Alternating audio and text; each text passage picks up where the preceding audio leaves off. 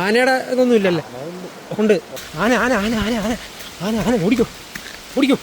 വെറുതെയാണ്, ആനപ്പിണ്ടം കണ്ടുകൊണ്ടുള്ള ഓട്ടമാണ്.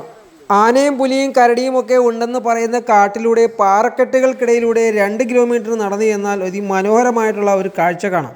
ആനയും പുലിയും ഒക്കെ ഉണ്ടെന്ന് പറഞ്ഞെങ്കിലും ആനപ്പിണ്ടവും അതുപോലെ തന്നെ വലിയ അട്ടയും അതുപോലെ ആവശ്യം പോലെ കുളയട്ടയുടെ കടിയും കിട്ടി. വളരെ അപൂർവമായിട്ട് പാമ്പുകളെയും കാണാം. പോകുന്ന വഴിയിൽ ചെറിയ വെള്ളച്ചാട്ടവും അതുപോലെ തന്നെ പാറക്കെട്ടുകളും ഗുഹകളും ഒക്കെ ഉണ്ട്.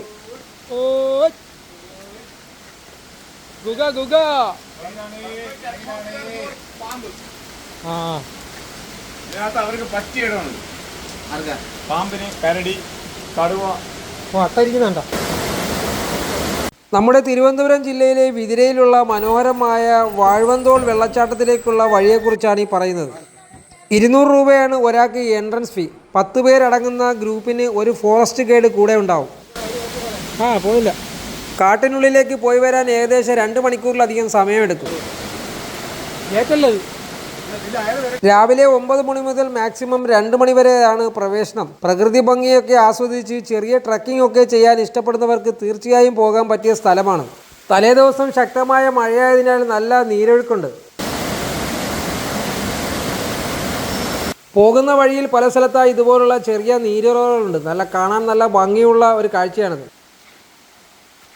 മഴ സമയം കൂടെ ആയത് കാരണം കുളയട്ട നല്ലതുപോലെ കാലിക്കയറി പിടിക്കുന്നുണ്ട്. അപ്പോൾ ഉപ്പൊക്കെ ആയിട്ടാണ് പലരും വന്നത്. അപ്പം ഈ കുളയട്ട പിടിച്ചു കഴിഞ്ഞാൽ നമ്മൾ അറിയത്ത് പോലുമില്ല.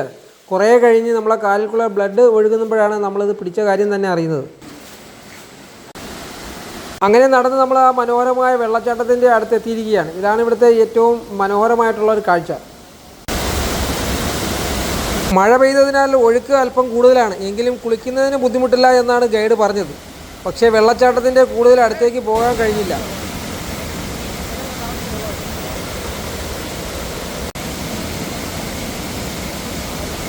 പേപ്പാറ വന്യജീവി സങ്കേതത്തിൽ പെടുന്നതാണ് വിതിരയിലെ ഈ മനോഹരമായിട്ടുള്ള സ്പോട്ട്. തിരുവനന്തപുരം സിറ്റിയിൽ നിന്നും ഏകദേശം 50 കിലോമീറ്ററാണ് ഇവിടേക്ക്. മഴയായതിനാലും അതിരാവിലെ ചെന്നതിനാലും വലിയ തിരക്കില്ലാതെ നല്ല വിശാലമായി തന്നെ കുളിക്കാൻ കഴിഞ്ഞു. അതിനുശേഷം അവിടെ നിന്നും മടക്കയാത്ര തുടങ്ങി. നമ്മളെ ഏറ്റവും കൂടുതൽ ഞെട്ടിച്ച കാഴ്ച ഇതൊന്നുമല്ല. 60 കഴിഞ്ഞ അമ്മമാർ വരെ ഇവിടേക്ക് ഈ പാറക്കെട്ടുകൾ കയറി വരുന്നു എന്നുള്ളതാണ്.